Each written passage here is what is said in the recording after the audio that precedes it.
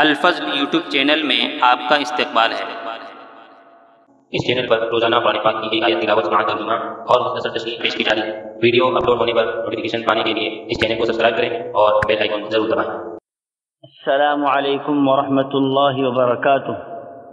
میرے دینی و ایمانی بھائیوں اور بہنوں، سورہ انعام آیت نمبر 45 پیش خدمت ہے۔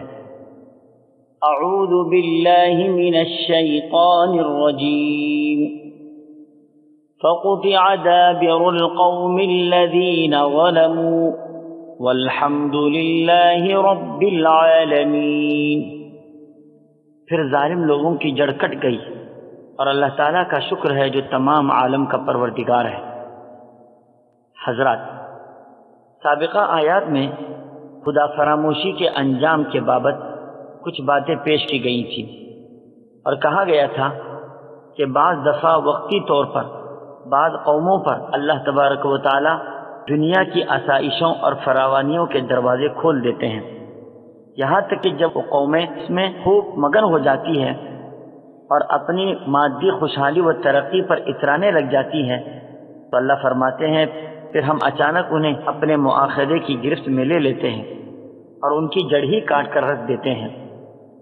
حدیث میں بھی آتا ہے، نبی کریم صلی اللہ تعالی علیہ وسلم نے فرمایا کہ جب تم دیکھو کہ اللہ تعالیٰ نافرمانیوں کے باوجود کسی کو اس کی خواہشات کے مطابق دنیا دے رہا ہے تو یہ اللہ کی طرف سے ڈھیل دینا ہے۔ پھر آپ نے یہی آیت تلاوت فرمائی۔ قرآن کریم کی اس آیت اور حدیث نبوی سے معلوم ہوا کہ دنیاوی ترقی اور خوشحالی اس بات کی دلیل نہیں کہ جس فرد یا قوم کو یہ حاصل ہو تو وہ اللہ کی چہیتی ہے اور اللہ تعالیٰ اس سے خوش ہیں، جیسا کہ بعض لوگ ایسا سمجھتے ہیں، بلکہ بعض تو انہیں ان الارض یرثها عبادی الصالحون کا مصداق قرار دے کر انہیں اللہ کے نیک بندے تک قرار دیتے ہیں۔ ایسا سمجھنا اور کہنا غلط ہے۔